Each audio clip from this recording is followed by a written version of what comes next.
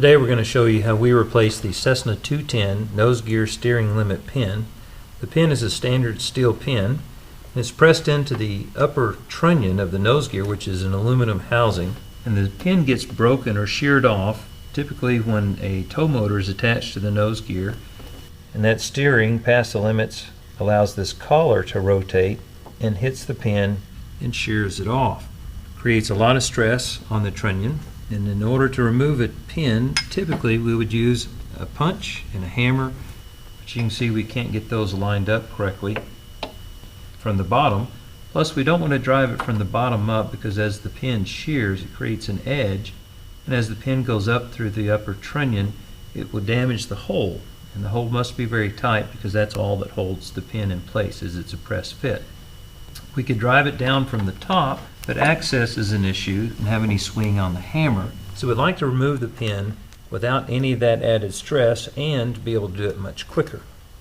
So we have a tool, this tool, which allows us to press the old pin out by using this screw. The old pin is dropped into the chamber. Install a new pin in the chamber. Use the bottom screw to press that pin into position. We're able to use the screw to very precisely set the pin without any driving of a hammer.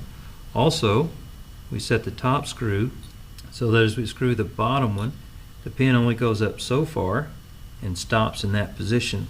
We want the beveled part of the pin to be sticking out the top of the trunnion so that we know it's all in the correct position. The tool is allowed to float so that it can line up on the old pin. Cessna had some variations in the placement of the pin, so the tool needs to be able to adjust to those variations. As the screw tightens, it presses the pin out into the chamber. We unscrew the top screw so we can get the tool off.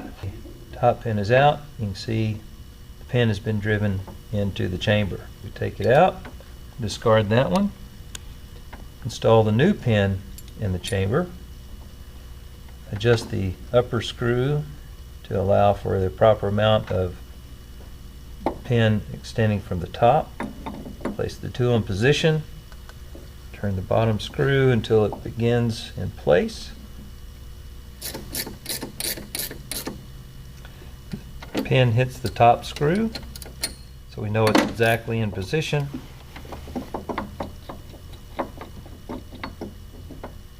Back the wrench off. Slight bit of the pin is protruding out the top. The pin is in position. The job is done. The steering limit pin is in place. And it took us maybe 10 minutes at the most.